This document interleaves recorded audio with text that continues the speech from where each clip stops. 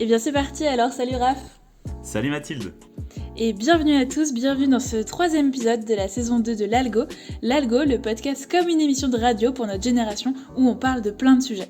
Et aujourd'hui, on a encore un programme très chargé avec 5 ou 6 sujets qu'on va aborder aujourd'hui. Alors déjà, j'aimerais bien vous donner quelques stats sur ce podcast. Donc là, c'est le 3e épisode de la saison 2, donc ça a pas mal changé par rapport à la saison 1.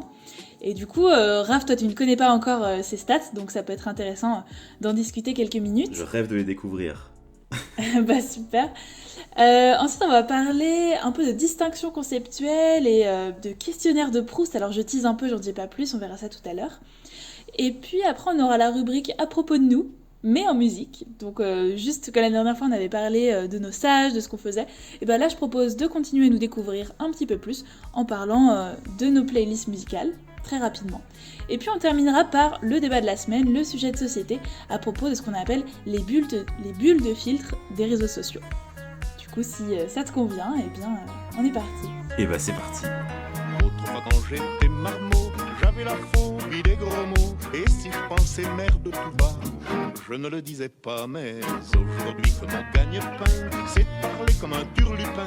Je ne pense plus merde par vie, mais je le dis, mais je le dis, mais je le dis. Et je commence tout de suite avec quelques statistiques sur notre podcast. Et cette semaine, j'ai pas vraiment envie de te donner des statistiques sur nos taux d'écoute, parce que déjà, j'en ai pas énormément avec l'application qu'on utilise. Et alors, le seul truc que je peux te dire, c'est que... Attends, Ouais. Pas beaucoup d'écoute ou de statistiques? Ah, très bonne. Non, j'ai pas beaucoup de statistiques en fait. Parce que okay. Il s'avère que du coup, moi j'utilise l'application Encore, qui est donc liée à Spotify. Du coup, j'ai des statistiques Spotify, donc c'est déjà pas mal. Mais on a aussi des écoutes sur YouTube et sur Deezer notamment. Et ces deux plateformes ne sont pas centralisées ou synchronisées avec Encore. La seule chose que je peux te dire, c'est qu'on totalise depuis le lancement de l'Algo 680 lectures au total sur tous nos épisodes. Et je trouve ça plutôt cool. Non, c'est cool, ouais. Mais en fait, ce que je trouvais intéressant, surtout cette semaine, c'était de parler de quel type d'auditeur on touche.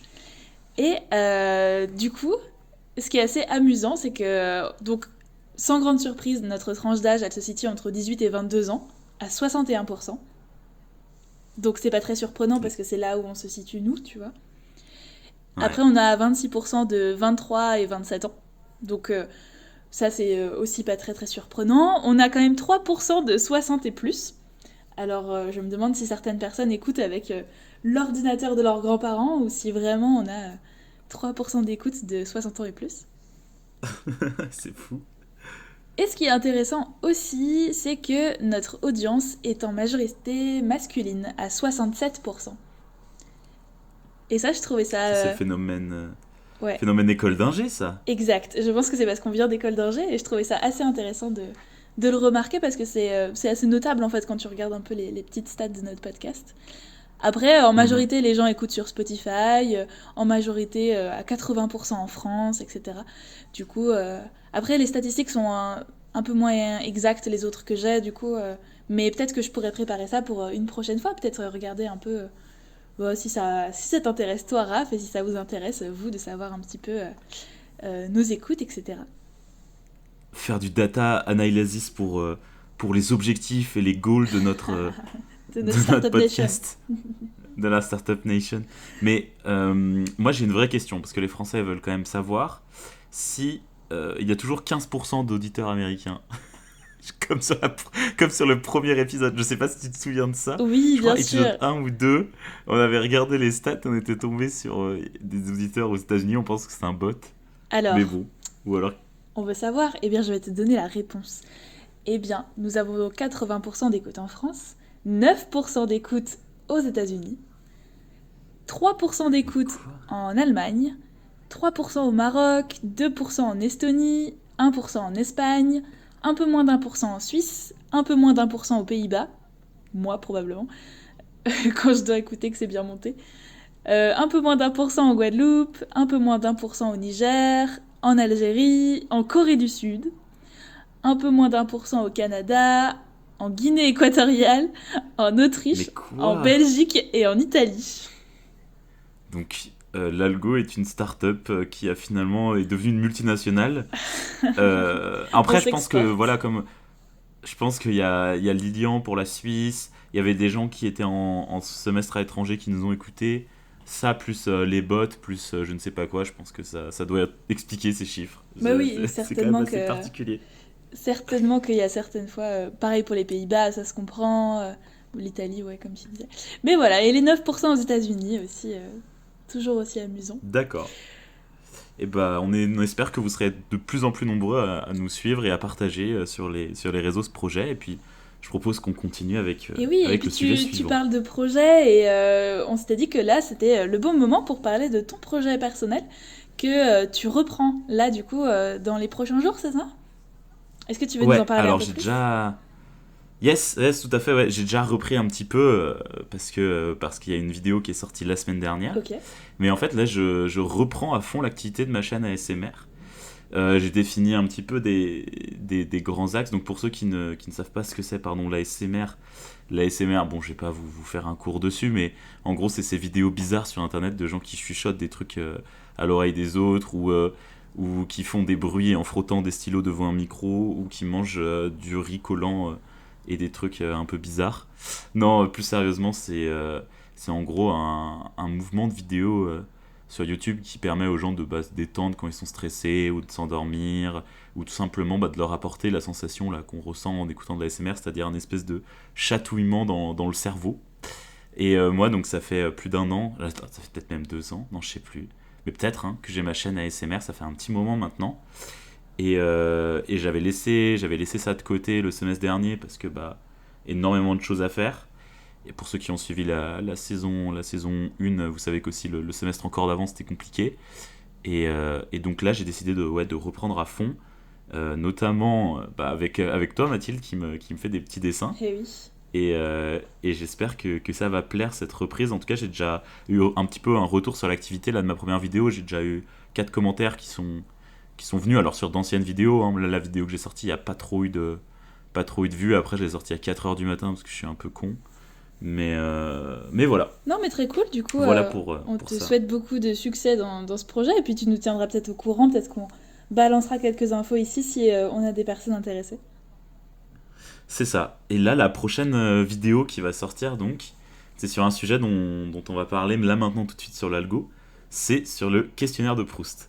Voilà, Hmm. la prochaine vidéo sur la chaîne de Rafa SMR, c'est sur se connaître soi-même et notamment à travers du questionnaire de Proust, dont m'a parlé une amie à moi, donc Lily Rose, qui je ne sais pas du tout si elle écoute le podcast, mais en tout cas si elle l'écoute, voilà, elle se reconnaîtra et qui m'a fait découvrir ça. Alors je connaissais, je pense que tout le monde connaît à peu près Proust pour la fameuse Madeleine, qui d'ailleurs est mal utilisée souvent comme expression. Oh, je me permets une petite, comment on Un dit, interlude une petite entorse, Ok. ouais, interlude ou entorse au planning, juste pour vous dire que je suis un gars sur Instagram qui est trop fort, qui fait des BD philo, etc., dont je m'inspire beaucoup sur mes vidéos, et qui parle justement de Proust et de cette Madeleine de Proust, comme quoi on l'utilise tous assez mal finalement. Je sais pas si vous savez, c'est un peu comme dans le film Ratatouille, ça parle un peu plus, cette espèce de sensation de quand on était petit qui nous fait voilà revenir à l'enfance, donc des goûts enfin la Madeleine il la mange et il se revoit petit. Je sais pas du tout Mathilde si toi tu connais Ouais, cette histoire de. ça je l'ai, du coup, la Madeleine de Proust, mais du coup, je ne sais pas en quoi on l'utilise à mauvais escient. Et du coup je vous invite à aller suivre le compte Instagram Très de bien. Joachim Sanselme, qui est juste donc Joachim Sanselme, je répète, qui est genre juste trop fort, qui fait justement beaucoup de distinctions conceptuelles, beaucoup de choses dans ce genre, et qui explique en BD la pensée de philosophes qui des fois nécessitent, je sais pas, des heures et des heures de lecture, et je trouve qu'il le fait très très bien en BD et c'est très efficace. Donc je vous invite vraiment à suivre ça. Du coup, je reprends sur Proust, pardon, pour cette petite interlude, comme tu disais, pour vous dire en fait que ce questionnaire est vraiment chouette. Je ne le connaissais pas, je connaissais que de la Madeleine de Proust, et là j'ai découvert le questionnaire. Alors le questionnaire, qu'est-ce que c'est, à quoi il sert, etc. En fait, le questionnaire, c'est juste Proust qui a repris un questionnaire anglais original en adaptant un petit peu, il a refait des questions, reséparées, et il a fait un espèce de questionnaire qui fait une vingtaine de questions pour vraiment apprendre à se connaître, en tout cas en un état, c'est-à-dire à un moment donné, à un instant T. Si je vous sors quelques... Et c'est des questions qui sont très intéressantes parce que c'est pas combien t'as de frères et sœurs, quoi. Là, c'est des trucs qui concernent vraiment la personnalité. Je trouve que ça peut même donner une couleur un petit peu à la personnalité. Je vais te poser quelques questions, Mathilde, par exemple. Ok. Si ça te dérange pas, tu veux bien essayer, Ouh là là, tu veux bien oui. essayer d'y Bah répondre. écoute, je peux toujours essayer. Vas-y, alors, quelle est ta vertu préférée? Ah ouais, alors, je pensais que tu allais me poser une question beaucoup plus basique. Alors, ma vertu préférée, déjà, il faudrait que j'arrive à avoir une bonne définition du mot vertu, mais je dirais que c'est l'honnêteté. Ça marche, c'est une vertu? Ok, ouais, non, bah moi je pense que ça marche. Je pense que si tu veux que ça marche, ça Ok, marche. ouais, je pense que l'honnêteté, Euh, ok, c'est, donc l'honnêteté, très ouais. bien. Et bah tu vois, là où c'est intéressant un petit peu ce questionnaire, c'est que c'est pas du tout. Je trouve qu'on a l'habitude de répondre à des questions très factuelles sur combien on a de frères et Ouais, sœurs, la situation des parents, l'âge, nanana. Et au final, on s'intéresse à nous sans s'intéresser à nous, tu vois ce que je veux dire? Ça, je c'est vois, un ouais. nombre qu'on peut donner. Alors que là, c'est vraiment, on s'intéresse, bah, Mathilde Jadot, sa personne, sa personnalité qui est bah, unique. Je pense que je peux citer un bon nombre de personnes qui ont deux frères et sœurs. Par contre, des personnes dont l'honnêteté est la vertu préférée. Et puis, par exemple, une autre question hein, pour vous continuer. Quel est ton rêve de bonheur? Bon, je sais pas si t'es obligé d'y répondre, à part si là, tout de suite, maintenant, c'est des Waouh! trucs. Oh là là, je sais pas, est-ce que t'as une question un peu plus, un peu moins, où il Le faut que je réfléchisse aussi longtemps? le pays où tu désirerais vivre. Wow.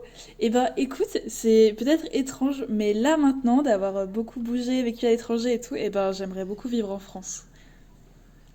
Entouré des gens Ok. que j'aime, pas trop loin et tout, donc vraiment, voilà, c'est ce que je te réponds. Et puis comme tu disais, c'est un instant T, qu'est-ce que tu penses maintenant? Donc c'est super intéressant aussi à Oui, ce tout à niveau-là. fait. Et voilà sur quoi il faut conclure un petit peu sur ce questionnaire de Proust. C'est que c'est intéressant car ça permet de décrire votre personnalité à l'instant où vous le faites.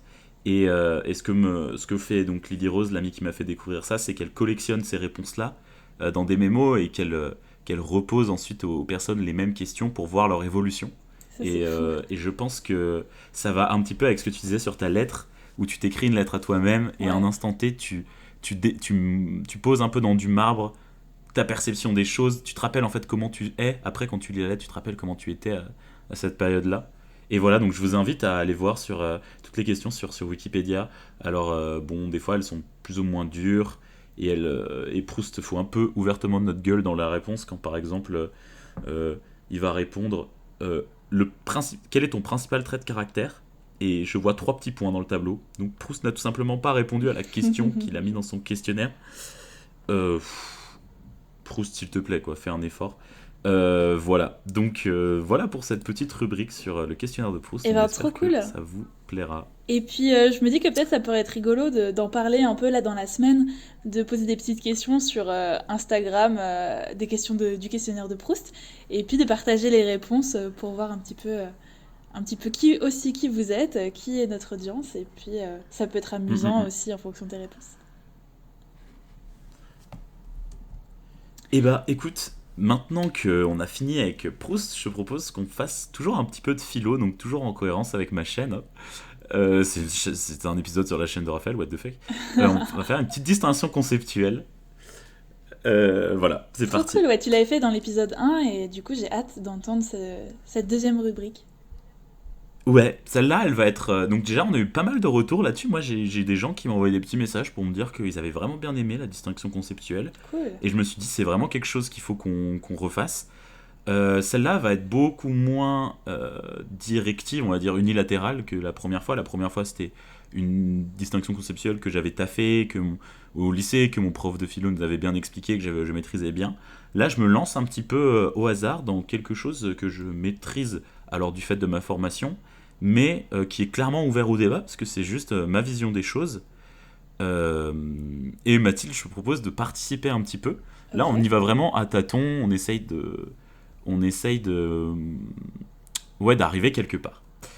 Aujourd'hui, je voulais vous parler d'un mot que je trouve hyper fondamental, surtout au XXIe siècle, au travers de la crise écologique et puis même de plein de choses qu'on est en train de voir. C'est le mot qui renvoie, donc qui est le besoin. Qu'est-ce que le besoin exactement? À quoi ça correspond le besoin? Je sais pas si tu me vois venir un petit peu, Mathilde. On avait déjà eu l'occasion d'en parler en TC, on en reparlera tout à l'heure, Ouais. tous les deux, quand on était en tronc commun. Et donc, ouais, le besoin, c'est cette exigence née d'un sentiment de manque, de privation de quelque chose qui est nécessaire à la vie organique. Donc là, on est sur le sens 1 du dictionnaire, nécessaire à la vie. En sens 2, sentiment de privation qui porte à désirer ce qu'on croit manquer, nécessité impérieuse, par exemple le besoin de savoir, alors que dans le premier sens c'était besoin de manger, de dormir. Ensuite on avait le besoin de savoir, donc là c'est plutôt une nécessité impérieuse qu'une nécessité à la vie. 3, choses considérées comme nécessaires à l'existence. Le cinéma est devenu chez lui un besoin. 4, état qui résulte de la privation du nécessaire. Indigence, dénuement, c'est dans le besoin qu'on connaît un véritable ami, etc., etc. Donc à chaque fois dans ces définitions, on renvoie à un mot en fait, c'est la nécessité, Ouais. nécessaire, etc. Et je trouve qu'aujourd'hui, on peut se poser des vraies questions autour de cette nécessité. Qu'est-ce que la nécessité? Qu'est-ce que le besoin? Et je vais reprendre l'exemple que j'avais eu il y a quelques années, c'est a-t-on besoin d'un portail électrique pour ouvrir sa maison? Je sais pas si ça te revient Ah oui. maintenant que je te dis ça. Ah oui, je me souviens de cette conversation. Et du coup, j'ai eu pas mal l'occasion d'en parler au cours de mes cours de design thinking, donc de design thinking de définition du besoin, de la conception centrée utilisateur, etc.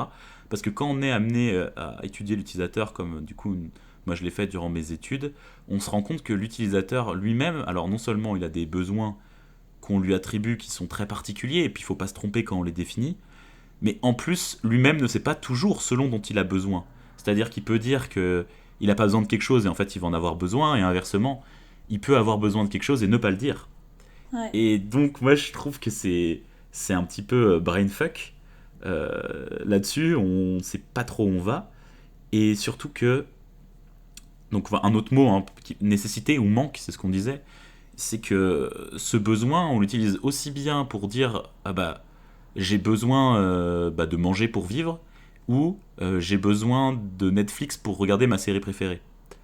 Et c'est là où je voulais arriver, moi personnellement, c'est dire qu'il y a peut-être un problème en fait dans notre langue, un problème sémantique ou lexicographique, qui fait qu'au final on mélange quelque chose qui relève de la nécessité, c'est-à-dire du vital, à quelque chose qui en fait est purement autour du loisir et n'est pas du tout vital. Et du coup je trouve que ça explique aussi tous ces phénomènes consuméristes, etc. C'est qu'on n'a pas de mots, en fait, dans notre langage qui permet de faire une distinction entre les deux. Et il faudrait peut-être introduire, tu vois, là je pars un peu en couille, mais il faudrait peut-être introduire des nouveaux termes, tout simplement, pour distinguer de quelque chose dont on peut clairement se passer, mais on en a très envie, avec quelque chose qu'on ne peut pas, en fait. J'ai besoin d'un emploi, j'ai besoin d'argent pour vivre, j'ai besoin d'un toit, mais j'ai pas besoin d'un portail électrique nécessairement. Sauf si, par exemple... En plus, le problème, c'est que ça varie selon les individus. Je suis en situation de handicap, je peux pas me lever du siège de ma voiture pour toutes les 2 secondes pour aller ouvrir mon portail. Le portail électrique est clairement intéressant. Par contre, mais voire nécessaire. Par contre, je suis totalement valide jusqu'à quel point j'ai besoin d'avoir un portail électrique. Et ben, tu vois, là, voilà je pense un petit peu ce que je voulais dire. Je pense que ta définition, elle marche vachement bien tout à l'heure, parce que t'as, entre la première et la deuxième, en tout cas, t'as la première qui a vraiment une dimension biologique, organique, tu disais, que vraiment c'est le besoin pour vivre, et la deuxième, c'était ce que tu crois manquer. Ouais, c'est exactement ça. Et je trouve ça hyper intéressant, parce que c'est ce que tu crois manquer. Après, est-ce que du coup, ce que tu crois, ça le rend moins valable que ce que tu as réellement besoin, tu vois? Est-ce que par exemple, la personne tout à fait. qui vraiment a besoin du portail électrique, je sais pas, peut-être ça peut être aussi pour un besoin de reconnaissance sociale, parce que tous ses voisins, ils ont ce portail électrique. Alors effectivement, c'est pas un besoin organique et vital. Par contre, c'est un besoin de reconnaissance sociale, c'est un besoin plus psycho, etc. Du coup, c'est vrai que je suis d'accord sur le fait que il manque un mot. Après, est-ce que s'il y avait un autre mot, les gens l'utiliseraient ou pas? Parce que du coup, est-ce que ça le rendrait moins valable, du coup, le fait que ce portail électrique ne soit plus un besoin, mais genre cet autre mot qui n'est pas donc vital? Est-ce que du coup, ça dévaloriserait pas un peu déjà Tu vois ce que je veux dire? C'est une bonne question. Mais c'est vrai que quand on le dit, c'est déjà... En fait, c'est déjà une hyperbole, un peu quand on dit « j'ai besoin ». de tel. Tu vois, j'ai besoin du siège chauffage, du chauffage dans ma voiture ou je sais pas quoi, enfin du siège chauffant. Enfin, tu sais, après, on parle de confort en fait. Je pense qu'on Ouais, va. Nous, c'est ce qu'on avait vu un peu dans notre débat qu'on avait déjà eu en cours. On va vers le confort et jusqu'à quel point on a besoin de confort. Est-ce que, quand on dit j'ai besoin de dormir, est-ce que dormir sur un matelas, dormir à même le sol, dormir sur un matelas avec des plumes extra rembourrées pour pas avoir de mal de dos? Genre, où est-ce qu'on place l'échelle où s'arrête le manque en fait, la nécessité? bien sûr, et c'est d'autant plus Sur actuel sur une maintenant. même question. Ouais, ouais, Mais c'est très intéressant ce que tu disais sur non seulement bah, il y a le besoin exprimé, le besoin non exprimé, le besoin, etc. Mais il y a aussi la croyance qui est autour. C'est ouais. qu'on croit qu'on a besoin de quelque chose. Et la société d'ailleurs nous est très forte pour nous faire croire qu'on a besoin de choses sans cesse, sans cesse, sans cesse. C'est un petit peu son but d'essayer de nous faire consommer et donc de créer ce besoin Parce finalement. que finalement, il y a le mot désir, tu vois, genre j'ai envie, j'aimerais bien. Mais c'est sûr qu'on l'utilise Mm. pas parce que quand t'exprimes le besoin, du coup, il y a quelque chose de non négociable, tu vois. Quand tu vas dire Ouais, j'ai tout à besoin de fait. cette chose-là, ok, du coup, qu'est-ce que tu peux dire à ça, tu vois, après, pour tout un tas de raisons plus ou moins valables, selon. En plus, Mm. comme tu dis, ça dépend des personnes, ça dépend des perceptions, ouais. Mais ouais, c'est intéressant de se poser la question du mot besoin, et d'autant plus dans cette société consumériste, comme tu dis. Et du coup, ouais, c'est intéressant, en effet, comme réflexion autour du mot besoin. Voilà, ouais, bah, c'est pour ça, je pensais que voilà, tu vois, au final c'est participatif et puis c'est pas du tout, c'est pas une distinction conceptuelle, abstrait, concret. Je pense que le but c'est pas non plus de faire des cours de philo, de toute façon il y en a sur ma chaîne, mais le but c'est plutôt qu'on réfléchisse autour Oui, et puis de synonymes, etc. d'autant plus dans nos métiers où c'est le quotidien. Moi, par exemple, là, je design un nouveau cockpit vélo, enfin, en gros, un nouveau guidon pour vélo connecté, peut-être, ou je sais pas trop quoi. Et du coup, on se pose la question, de quoi l'utilisateur a besoin? De plus de Ouais. sécurité, de plus de confort, mais du coup, à quel moment il en a pas vraiment besoin? Enfin, et du coup, même toi, quand tu vas designer tes produits, ça va être ça. De quoi il a besoin, mais en fait, le besoin, c'est pas vraiment quand tu es en train de designer quelque chose de complètement, je sais pas ce que tu peux designer qui soit pas vraiment très utile, mais quelque chose de décoration, par exemple. Mm. Quand tu vas designer un tel produit, il y a quand même une notion de besoin, et pourtant, Ouais. après, quand tu réfléchis, Ah oui, c'est peut-être juste un petit exemple qui me vient pour appuyer bah, pour ceux qui. Parce que je me rends compte que ce qu'on dit, c'est très. Comme tu l'as dit, c'est très spécifique à nos domaines. Toi, ouais. tu es justement en pleine analyse du besoin pour ton projet. Par exemple, un besoin non exprimé, mais qui a besoin d'être assouvi, par exemple, pour un utilisateur, ça peut être l'exemple du dossier de chaise. Un bon dossier de chaise, qu'est-ce que c'est? C'est un dossier de chaise qui peut accueillir une veste, en gros. Si vous faites un dossier de chaise, que vous dessinez une chaise qui est un dossier où vous pouvez pas trop mettre de veste dessus, les gens sont pas très contents généralement parce que ce qu'on dit pas, c'est qu'autour de la chaise, il y a un besoin non exprimé, c'est déposer des fringues dessus. Et Ah ouais. ça, voilà, je pense que ça parlera beaucoup aux gens qui sont pas très analyse centrée utilisateur, etc. Parce que c'est un exemple qu'on vit tous au quotidien.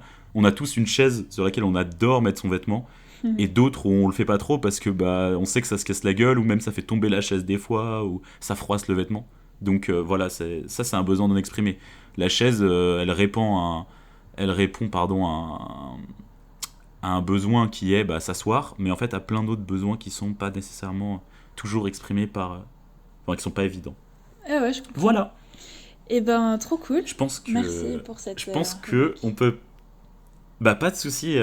Ouais, désolé, vu qu'on fait toujours les épisodes en distanciel, des fois on se coupe un peu la parole du fait du Ouais. délai de l'appel. Et je propose maintenant que on passe aux deux dernières rubriques de Mathilde. Alors tout d'abord, à propos de Alors, nous par trois chansons. oui, bah oui, voilà. Alors, du coup, l'idée, c'était que la dernière fois, on avait parlé un peu de notre stage, et là, je me suis dit que ça pouvait être sympa d'aller un peu fouiller dans nos playlists. Et alors, toi, je crois que tu utilises Spotify, et donc l'idée, c'est que tu ailles dans ta playlist en boucle, et que tu me dises c'est quoi les trois premières chansons de ta playlist en boucle. Après, tu peux dire une petite phrase dessus si jamais tu veux expliquer un peu ce que c'est, mais voilà, je me dis que ça peut être intéressant de savoir c'est quoi les trois chansons en boucle, quelque chose d'un peu plus léger, tu vois. Après, c'est réflexion un peu plus Ouais. philo. Et puis avant le dernier sujet, un peu plus sujet de société et débat autour des bulles de filtre des réseaux sociaux. Et ben voilà, un petit sujet musique. Alors dis-moi, est-ce que Et bah c'est parti. tu peux me dire quelles sont les Alors trois premières musiques de ta en playlist en boucle? boucle. Je suis en train de le chercher en boucle, playlist. Je vais aller voir ça, parce que je ne regarde pas du tout. Ah, ok, une catastrophe. Je m'affiche. Non, en vrai, ça va. Après, tu peux tricher un peu, hein, La- si tu veux dire juste celles qui sont dedans, tu vois. Personne n'ira vérifier Non, non, là-dessus. mais je vais être honnête avec nos auditeurs, mais c'est une catastrophe. Enfin, les deux. Alors, le premier, j'en suis plutôt fier, ça va. C'est à la base de PLK, donc sur l'album Enna Boost. Enna Boost que je vous invite à écouter si c'est pas fait, et PLK qui est incroyable en ce moment, qui sort que des dingueries. Donc voilà, c'est du rap français. Ok.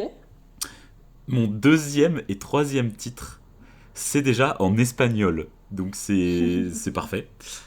Le deuxième, c'est Obsession. C'est une chanson de bachata que Thomas, un pote à moi, m'a fait découvrir dans un road trip qu'on a fait ensemble de 3000 bornes et qu'on a écouté beaucoup. Et qu'en ce moment, bah, vu que je roule pas mal, j'écoute de ouf de la bachata. Et en plus, c'est cool, c'est chill à écouter. Et la troisième, c'est La Fama, donc Rosalia The Weeknd, que vous connaissez peut-être, qui pareil est très dans ce délire bachata, que j'écoute beaucoup en bagnole. Et bah, j'adore Rosalia, enfin, elle est magistrale, cette madame. Bah, trop Voilà, cool. pour moi. Yes. Ah bah, moi, j'ai hâte de savoir le tien, j'en ai... Tu vois, là, ça me fait rire, parce que autant t'aurais peut-être dû deviner pour moi que j'avais du rap et du reggaeton, De la tu vois, bachata, ouais. mais autant je n'ai aucune idée du tien. Et oui, parce que du coup, pour ceux qui me connaissent pas trop, moi j'écoute plein de trucs et surtout par période. Et par contre, moi, contrairement Ouais, à toi, ma playlist en boucle, souvent, en gros, quand je découvre un titre ou quand je redécouvre un titre, je vais l'écouter en boucle pendant plusieurs semaines. Et puis, j'écoute aussi moins de musique que toi, je pense, parce que j'écoute beaucoup plus de podcasts. Du coup, voilà, donc je ne laisse pas le suspense. Je suis allée voir. La première, c'est Walk of Life de Dire Straits. Je sais pas si ça dit quelque chose au nom, mais au son, très probablement. C'est une très vieille musique qui juste donne la pêche. Et donc ça, c'est celle que j'écoute beaucoup en ce moment. ok. Je sais pas si ça te parle pas trop. Alors, non. Ok, non, non, mais oui, mais ça m'étonne pas trop, mais en tout cas, Walk of Life, à mon avis, tu connais la musique. J'ai pas envie de la passer là parce que, bon, je sais pas trop au niveau des droits, mais je suis sûre que tu connais, je sais pas trop quand est-ce Ok. qu'elle est sortie, années 80, je dirais 90, j'ai peur de dire des bêtises, mais ça se trouve pas du tout en fait. Mais en tout cas, c'est une ancienne musique qui est retombée dans mes playlists récemment. Ensuite, j'ai Chicken Fried, qui est une musique un peu country, un peu good vibe, genre... Là, en ce moment, j'ai plein de trucs un peu américains. Tu vois ce que je veux dire? Le rock un peu américain, country et tout. Mhm. Et du coup, j'ai Chicken Fried et Sweet Caroline, que, à mon avis, tu as déjà entendu aussi. Mais vraiment dans la même veine, un peu ouest américain. Quelle ricaine. Ouais, en ce moment, je sais pas, ça donne du peps et puis j'aime beaucoup les guitares à ce truc-là. Mais voilà, du coup, en ce moment, c'est vraiment. Puis je pense que ça combat un peu la grisaille du temps aussi, tu vois, d'avoir ces petites Il fait pas musiques. beau. Bah, là, cette semaine, en vrai, je dis un peu nimp, mais la semaine dernière, il a fait beau, mais là, il refait moche. Donc, Ah. bon, un peu Bah, tu me triste. diras Belfort Paris, hein. Yes, bah, vivement l'été. Et j'aimerais Oui. bien, du coup, finir cet épisode sur un sujet de société qui s'appelle les bulles de filtre. Et je sais pas si tu connais ce que c'est, alors je t'en ai parlé vite fait avant l'épisode. Donc, tu as peut-être une Ouais, très petite idée de ce rapidement. dont je vais parler. Mais en gros, c'est quelque chose que moi j'avais déjà remarqué et que là je viens d'aller voir un peu sur internet pour voir si ça avait été théorisé et en effet, ça s'appelle donc les bulles de filtre ou bulles de filtrage. Et donc c'est un concept qui a été développé par un militant d'internet qui s'appelle Eli Pariser. Ouais. Et en gros, ça désigne en fait le filtrage de l'information qui est fait par les algorithmes grâce à tes données. Et du coup, pour dire ça en termes beaucoup plus pratiques, c'est en gros le fait que toi, tu vas t'abonner à des gens, tu vas avoir des amis, tu vas suivre des choses, et du coup, tu vas rentrer dans une espèce de bulle dans ton réseau social, ce qui fait que tu vas avoir l'impression que tout le monde pense comme toi, que finalement, tes opinions sont partagées par le plus grand nombre. Et du coup, des fois, en fait, ça nous fausse un peu notre perception de la société. Je sais pas si tu me suis. Bah ouais, carrément, ouais, un espèce d'enfermement dans ce qui nous plaît, quoi. Exactement, et ça c'est dû en fait à tes données. Et je vois là, je suis un peu sur la page Wikipédia parce que je voulais un peu avoir quelque chose d'un peu plus théorisé. Et il parle aussi d'écho, de chambre d'écho en fait. Donc en fait, et Ok. c'est un peu ça l'image, tu vois. En gros, tu vas penser quelque chose qui va te revenir à toi. Et là où ça peut poser problème, c'est aussi que ça peut t'influencer. En gros, si l'algorithme te repère, par exemple, comme étant quelqu'un de gauche, militant écolo ou quelque chose comme ça, bah du coup, il va pousser vers toi ce genre d'article, ce genre de personne. Et du coup, tu vas avoir l'impression que, waouh, mais en fait, ça va te confirmer, ça va te valider dans ton idée. Et tu vas avoir l'impression que c'est vraiment partagé par le plus grand nombre, etc. Et du coup, des fois, ça donne un peu des surprises quand tu vas voir des sondages, quand tu vas voir les résultats des élections. Et tu vas faire, mais waouh, mais en fait, je pensais pas du tout que la population française avait ce genre de pensée, qu'il y avait autant de gens qui pensaient comme ça. Et du coup, euh, ça va aussi te mettre donc dans cette bulle et donc un peu t'immuniser aux autres types de contenus. Et quand j'ai fait quelques recherches, j'ai vu aussi que ça ne s'applique pas uniquement aux réseaux sociaux, mais aussi aux moteurs de recherche. Et que les moteurs de recherche vont te pousser les résultats qui pensent que ça correspond le mieux à tes idéologies, quelles que soient-elles. En vrai, c'est un peu flippant quand même. Parce que Et du ouais. coup, au final, tu utilises un outil, genre que ce soit les réseaux sociaux ou les navigateurs, etc., pour t'approcher de la réalité, on va dire, t'sais. Parce Ouais. que justement, t'essayes de quitter ton point de vue généralement. Quand tu suis des mecs qui font du, je sais pas, du skate, ou qui font de la politique, ou qui font du militantisme, tu le fais un peu pour quitter ton champ d'action. Et en fait, du coup, ça te pousse à croire que bah, une espèce d'utopie en fait, En fait, où ça te confirme et puis même ça peut ça t'influencer. te conforte quoi. Ouais, et puis quand t'as un début d'opinion sur quelque chose, ça va faire que pousser cette opinion-là. Et, euh, et du coup, voilà, et du coup, c'est aussi pour ça que la leçon, en gros, qu'on peut en retirer, ou plutôt le tips, c'est ne pas hésiter, en fait, à suivre des gens dont on partage pas du tout les opinions.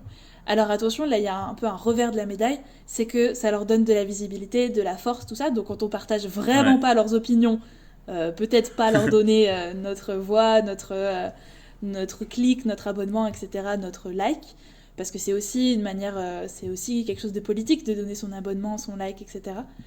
Mais peut-être essayer de suivre des gens qui ont juste des opinions qui sont légèrement différentes d'une autre, ou diamétralement opposées, mais qui sont pas non plus dangereux, genre pas des gens qui font l'apologie de choses qui sont vraiment contre tes valeurs, quoi. Mais hmm, voilà, essayer de pas seulement dire ah non, celui-là je partage pas du tout ses opinions, je vais pas le suivre, mais plutôt dire ok, peut-être que là il y aura peut-être des histoires intéressantes ou peut-être des opinions intéressantes ou des choses qui m'amèneront à une nouvelle réflexion. Du coup voilà, moi je sais que je le fais pas encore carrément. beaucoup parce que c'est compliqué de trouver des gens qui ne pensent pas comme toi quand t'es sur les réseaux sociaux dans ta bulle du coup, ce qu'on appelle la bulle de filtre. Mais je pense qu'à l'avenir c'est quelque chose que je vais essayer de mettre en place si je vois passer des gens qui partagent des opinions où je suis pas forcément d'accord, mais juste pour éviter du coup ce phénomène de bulle de filtre. Bah, c'est super intéressant, merci beaucoup de nous avoir fait découvrir ce truc là. Moi là du coup j'étais en train de réfléchir, c'est vrai qu'aussi il peut y avoir le débat, d'aller regarder des débats de, je sais pas, d'une personnalité qu'on aime bien avec d'autres personnes, ça peut je pense aussi permettre de relativiser un petit peu sur bah, l'opinion qu'on s'est fait ou alors les courants de pensée, etc. Je pense que ça c'est pas une mauvaise chose. Ok, ouais. Après le Mais débat, j'ai peur que des fois j'ai l'impression que le débat c'est pas tellement un partage d'idées, mais plus un combat euh, tu oui, vois, alors oui, oui, oui, je suis et d'accord, du ça coup des aussi. fois ça, En fait, ça il faut tourne trouver un des peu. bons débats. Mais ouais, Il y en a des fois des très très bons débats où il y a des arguments et pas de partage de pas de juste de combat. En plus, moi, après, je suis quelqu'un qui suis très sensible aux arguments. Après, je sais qu'il y a des gens où même s'ils vont voir tu vois, ils vont être un peu de mauvaise foi, ils vont voir que ouais, l'argument de l'autre est mieux, mais t'es resté un peu dans non, mais c'est mon idole ou c'est mon personnage politique ou ok, ouais. c'est mon machin et ne pas voir bah, ce que l'autre a à dire. Et aussi, autre chose, du coup, tu vois, là, je me suis appliqué ça, et c'est vrai que par exemple, Instagram, c'est fou comme. Du coup, vu que je suis genre des groupes, bah, je sais pas, tu vois, de politique plutôt de gauche, que je suis des mouvements féministes, etc., des mouvements, tu sais, genre tu sais, genre anti. Ouais, Comment on dit ça Anti. Tu sais, pour les Ouïghours, etc., ce ouais, genre de ouais. choses, ou pour l'environnement. J'ai l'impression que tous les jeunes sont hyper concernés. J'ai l'impression que Jean-Luc Mélenchon va gagner. J'ai l'impression que y a tout le monde qui est féministe et woke partout. Ouais. Et en fait, t'as raison, genre juste c'est une bulle de filtre comme tu dis. Après, par contre, tu vois, genre je pense que quand tu vas dans les commentaires, j'ai pas l'impression Tu vois, genre dans les commentaires, j'ai l'impression qu'il y a pas mal de gens qui sont soit en grand désaccord, soit qui sont des trolls, soit qui sont des gros cons, tu vois. Mais je Ouais. pense qu'il faut aller les voir dans les commentaires aussi, peut-être. Je sais Ouais, pas. après les commentaires des fois c'est un peu biaisé parce que ceux qui commentent, je pense que les gens qui sont intéressants c'est plutôt ceux qui pensent un peu tout seuls. Les gens qui vont commenter et encore plus quand ils vont commenter des messages de haine ou des messages de pas du tout Ouais. constructifs, bah ces gens-là sont pas forcément les plus intéressants non plus au niveau de leur idéologie ou de ce qu'ils pensent. Là c'est plutôt aller chercher de la bienveillance, quelque chose de très pas dans le conflit quoi, mais qui est loin quand même de tes idées politiques ou autre idéologie. Mm. Je suis désolé pour cette fin d'épisode, mais en fait, depuis, on va dire, allez, 10 minutes, je pense là, j'ai mon voisin qui met de la musique à fond. Et vu que j'ai un micro très sensible, on entendait les basses jusqu'à présent. Bon, bah, c'est pas grave, je pense qu'au montage, ça s'enlèvera. Mais là, carrément, il y a du chant maintenant par-dessus. Et je pense qu'on va entendre une autre voix. Enfin, je vais essayer de nettoyer la piste son, mais je pense qu'il va falloir arrêter cet épisode, Mathilde, parce que là, je n'arrive plus à tenir. Bah, Je tiens mon micro, j'essaye de le protéger de tous ces sons parasites. non mais très bien. Quelle horreur. De toute façon, on est déjà à 36 minutes d'épisode et ce sera un peu plus long parce qu'on mettra le petit montage avec notre petite musique. Peut-être qu'on pourra aussi essayer de demander un peu si on fait des épisodes de plus en plus longs. Est-ce que ça vous va toujours? Est-ce que c'est toujours sympa? Voilà, je voulais juste finir en disant que n'hésitez pas à vous abonner sur les différentes plateformes de podcast.